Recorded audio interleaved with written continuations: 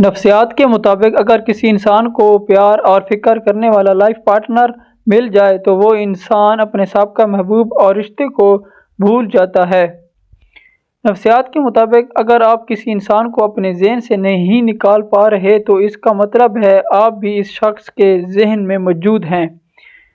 اگر تمہاری ذہنی سکون کوئی شخص ہے تو تم لا علاج ہو۔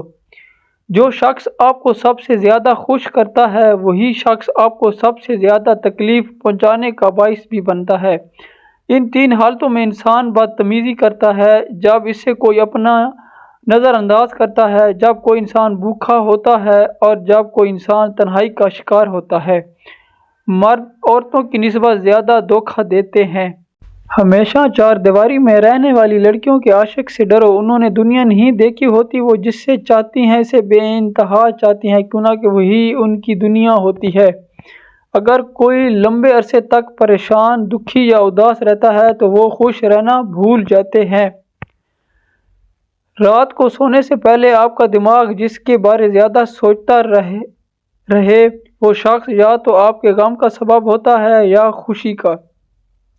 آپ کسی ایسے شخص سے نفرت نہیں کر سکتے جس سے آپ نے کبھی محبت کی ہو، صرف نئی محبت ہی اس کی جگہ لے سکتی ہے۔ ٹوٹے ہوئے دل کو ٹھیک کرنے کے لیے آپ کی نئی محبت ماضی کی محبت سے شدید ہونی چاہیے۔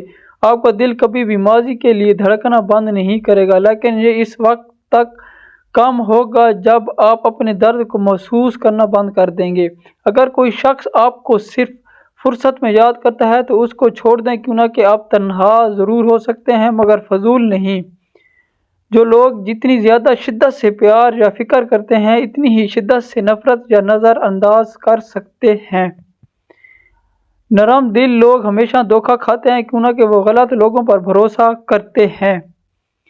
جو شخص آپ کو کھونا نہیں چاہتا تو اس میں یہ تین نشانیاں ضرور ہوتی ہیں: ایک، وہ اکثر اپنی روٹین کو آپ کی خاطر ڈسٹرب کر کے آپ کو وقت دیتا ہے۔